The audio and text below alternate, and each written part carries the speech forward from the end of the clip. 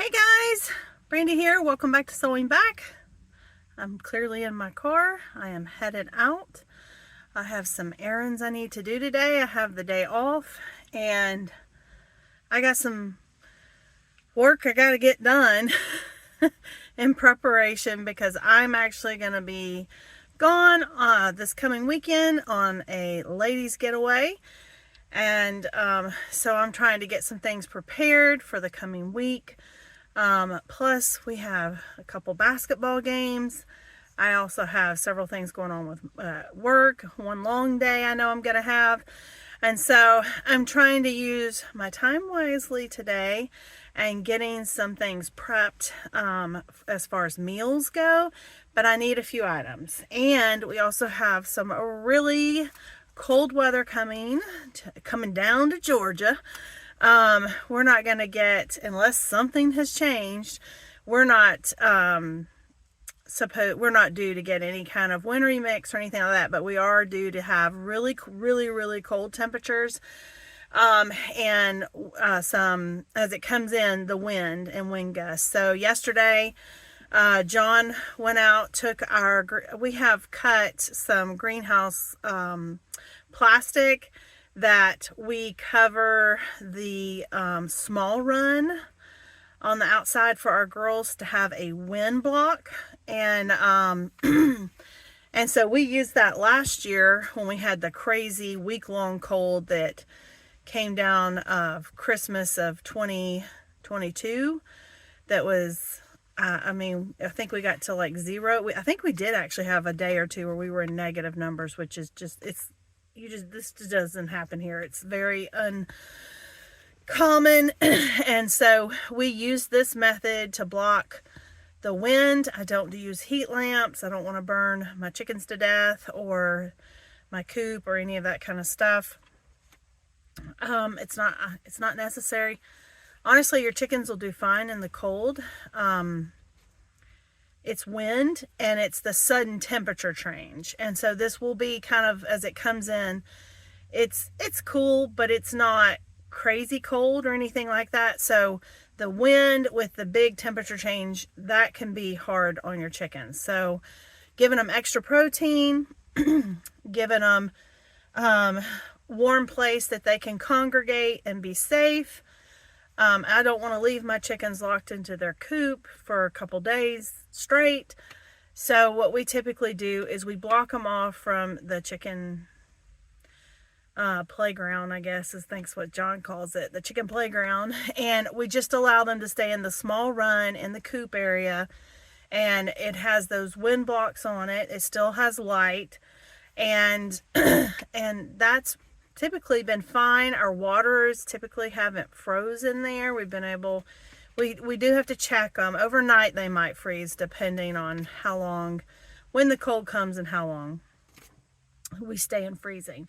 We're supposed to warm back up to normal winter temperatures for Georgia, and then we have another one come in over the weekend. So we decided it was probably just best, go ahead, staple up the plastic. And when it's warm, we just will close off that run and the girls won't go in that run and they'll have the chicken playground. So we can kind of keep it up for the rest of the winter. Because winter, we're just now we're not even in midwinter yet. But one of the things that I did want to get, because we had such crazy heavy rains last week, it was a lot of rain in a very short period of time, about 12 hours. On my rain gauge, we got over 6 inches and over, in under 12, right around 12 hours. And that's hard. It's hard on a lot of things. Mainly your ground, particularly if you've had a lot of rain, it just can't absorb things quick enough. We also have septic, and so it can be hard on all that.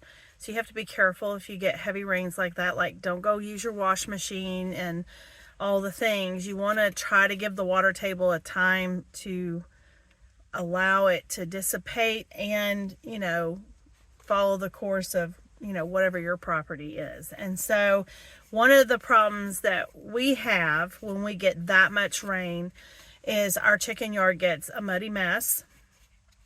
particularly this time of year, because there's not a lot of grass growing and stuff because we're in winter. And so typically I use pine straw in that area. But in the run that the girls are fixing to be in, I typically like to get hay, and because it can add a little bit layer of warmth. They love to pack through it, gives them something to do. So that's, I'm gonna, today before I go to Costco, I'm actually gonna run to my local Tractor Supply and pick up a bale of hay, because that's all I need, that I can spread in the enclosure run, the smaller run, and that will be there on the ground. And I'm thinking I'll probably put some fun goodies, some mealworms, things like that underneath the hay, so as they're packed, it'll encourage them to pack more and scratch more and give them something to do so they don't get bored. You don't want bored chickens. You get bored chickens, you get bullying, and that's not good. And honestly, when it's cold, what I have found with my girls, as long as I give them enough protein, a lot of times they just huddle together. They just get through it. You know, it doesn't typically last very long here. And then we move on, and then they go back to the chicken playground and they're all happy. So they have plenty of space in that area. So anyway, so that's what I'm doing today. All right, guys, I made it to the Tractor Supply, so let's go see what they have. I really only need the hay. I'm hoping they have it. They usually have it. And maybe I'll score some seeds. They have their burpee seeds 25% off at my Tractor Supply. So I've picked up, and some of them, they're carrying some hybrids, which if you live in a challenging growing place, that might be a better bet for you. So yeah, winning. So guys, I scored the straw. It's usually I get it, it's done a little different, but this is all they had. This will do the job. So I got 2 of those, and I have purchased one of these before. Hated it because it becomes a melty mess, so I got this container to see if I like it better, to give them something to do. Sorry, that was loud. It's on a very busy road that our Tractor Supply is. So I have been looking at seeds and things. I have a lot of seeds, but I have deficits in a lot of my seeds and varieties and stuff like that. One of my big deficits is tomatoes. And after going to the Farm Where You Are conference last spring, I went to John and I both went to several like small market farm conferences where they kind of talked about strategies and different things like that. And one of the things that I really hadn't got real hooked up on it. I know so many people like heirloom seed and all that, and I do too. I'm not saying I don't. But a lot of people give hybrid seed a bad rap. And depending on where you live, a hybrid seed really could be your friend. I live in the southeast. It is very humid. We deal with a lot of disease, particularly blight, with a lot of our summer crops. And so that was what some of the conferences talked about last year, was that, you know, hybrids are your friend if you live in those kind of conditions. You may have totally different conditions that they could be really good for you as well. But a lot of people just think that they get confused, and they think that means they're GMO seed, which is against the law. They can't sell that. They're just bred, just like an heirloom. You know, if you ever do any studying about heirloom seeds and how families would generate like their own greasy bean seed and all that kind of stuff, that particularly I know they did in the southeast. I'm sure they did other places as well, but I've actually read a few books on that topic. And essentially they would breed until they got a good seed that made a good fruit, that stored well, whatever their issue was. And so essentially a lot of hybrid is the same thing. Now, it's not going to produce true to fruit. So if you seed save, you don't really want to seed save from a hybrid. But if you look at your cost analysis, okay, and if you're trying to do this, depending on your scale, what you're trying to do, it makes a lot of sense to spend a few dollars on new seed each year if you're going to actually get a fantastic yield, or you're going to get what you're after. Like, one of my goals this year in my garden is to try to grow more paste type tomatoes to make thicker, better sauces. In years past, I have grown tons and tons and tons of slicer tomatoes, and I have used them. I've made sauces and bases and all that out of it. But to get those really nice, thick tomato paste and sauce and stuff like that, you really want a really good paste tomato. And I just have not had a lot of luck growing some of the heirloom varieties of paste tomatoes. So that kind of got me thinking about some heirlooms. So anyway, so when I was in my Tractor Supply, they actually have all of their burpee seeds 25% off. And I picked up some things I probably don't need. But, and I picked up some things because I want to try it. I have a lot of beds, so I can try different things. But there were things I grew last year that I just feel like they were heirloom varieties, and I didn't necessarily have, I guess, the yield I was hoping for. And then in other things, it was gangbusters, and that's just from garden to garden, and I get that. But a lot of it was like tomatoes. Like, why was I able to grow these so well and these other ones not so well? So anyway, so I want to incorporate some more hybrids. I will still have some heirloom as well. And so this is what I picked up. So it's a seed haul. So I want to try a hybrid version of spinach, and I want to see if this makes any difference. So this one is a baby leaf hybrid. So these are going to be ones you're going to harvest sooner. So I'll give it a try. I got some kale. Now this one's just a regular seed. I also got I got some parsley because I need to go ahead and get that started. This one I have not seen before. Onions have been another one that have been difficult for us to grow. I think we had a really good shot last year, and then when we had that crazy cold, because we planted them in the fall to harvest them in the spring, and it killed about 98% of them. So, but the few we got were delicious. So this one is a hybrid that you can direct sow in the spring. I still have my Savannah Sweets out in my garden. They're holding their own. I planted those in the fall. So I thought this would be one I would try for the spring. We'll see what happens. I needed some more early peas. I was out of these. I'm also out of broccoli seed, so I got that. I'm out of dill seed, so I got that. You need that when you grow those pickles. Nasturtiums. I did not seed save from my nasturtiums last year. I should have. I had a fantastic crop of these. I'm wondering if some of them will come up, but because we're moving that garden, I don't know if that will probably affect that. Maybe not. Maybe they'll still volunteer. We'll see. But I picked up a pack of nasturtiums. I got some sweet basil. I needed some more. This has been one of my favorite, the lettuce salad bowl mix.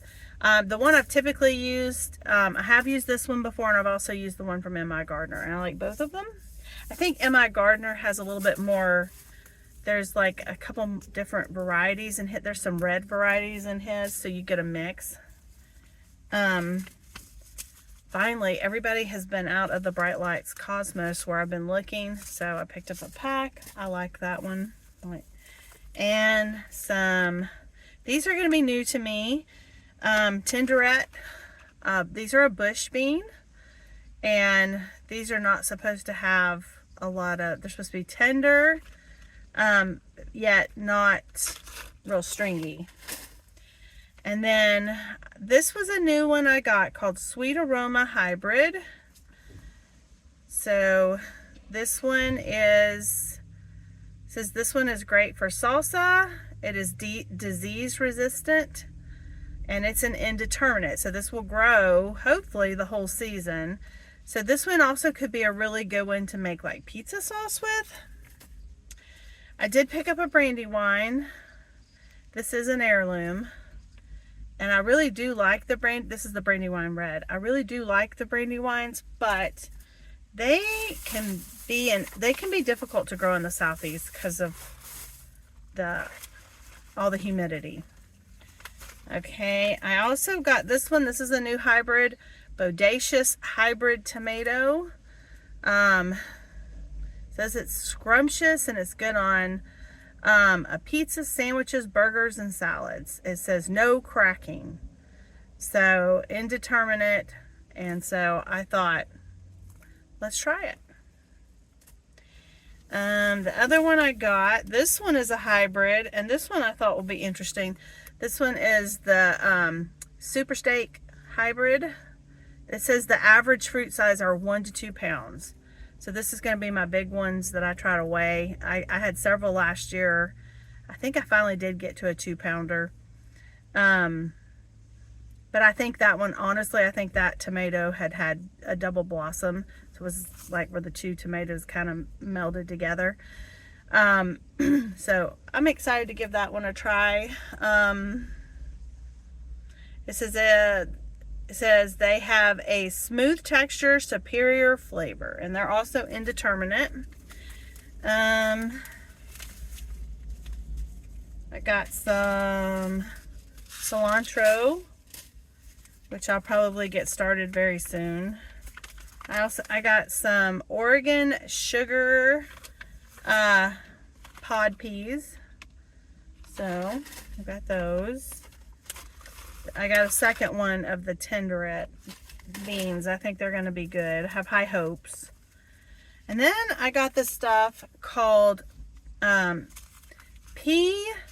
never seen the Pea Bean Booster, to help, you put it in, and well, it says it'll grow more beans and peas, but it's also supposed to help for the night. It says this granular booster contains millions of live nitrogen fixing bacteria, and they help utilize the free atmospheric nitrogen by putting this down. So it was 25% off, and I thought, hey, we'll give it a shot. I actually got 2 of them, so I thought, let's try. What do we got to lose? And then the other, these were the only other hybrid I got. I just wanted to try it. This one is called the Sweet Crisp Hybrid Pepper, and it says it's a prolific medium green fruit, ripens to red early. The sweetness of the crisp skin heightens at the color turn of the red. Excellent for salad, stuffing, and grilling. So I want to try this. I liked that it said that it reddens up quicker, because what I have found with some of the heirloom varieties here is I have dealt a little bit with a little blossom end rot if I let them sit long enough to change colors. If I pick them when they're green, they're fine. And I know that there's some amendments and things I can put in my soil, and I did try to work on that last year, but I just didn't get a lot of the colorful peppers last year, because I ended up picking most of them when they were green, so that I got something. And then I thought this one looked pretty. This is called a Mission Giant Yellow Marigold. It says this one is an heirloom from the 1950s, and that it has high it was brought back with even a higher quality. It says the large chrysanthemum-like flower will add color and texture to your garden or a bouquet. So I thought that one was really pretty. Marigolds, they deter a lot of pests. So, and then I got some half-long Nantes carrots and some Tinderet sweets. I'm out of carrots, so I was happy to get those. And that's my seed haul. Tractor Supplies, if you have Rural King or any of those kinds of things, because a lot of them have some good sales on seeds. You can also check out, of course, y'all know I love In My Gardener seeds, Botanical Interest. I'm a big fan of those. I like Haas seeds, stuff like that. One of the things I found though in a lot of the seeds is they're sold out. A lot of them are sold out, and that was one of the reasons when I saw those burpee seeds at Tractor Supply and they were on sale. I'm gonna give them a shot because a lot of the ones I was going to purchase are sold out at the other places. So that's not to say they won't come back in stock, but some of these items I'm very close, probably within 10 days of starting seeds. So anyway, it's even hard for me even when I just said that. I'm like, that's a lot. That's a lot. So everything comes so quick, you know, all the seasons, they come and go. So anyway, I thank you for being here. I hope you have a great one. I hope you found value in this, and I will see you in the next one. Bye.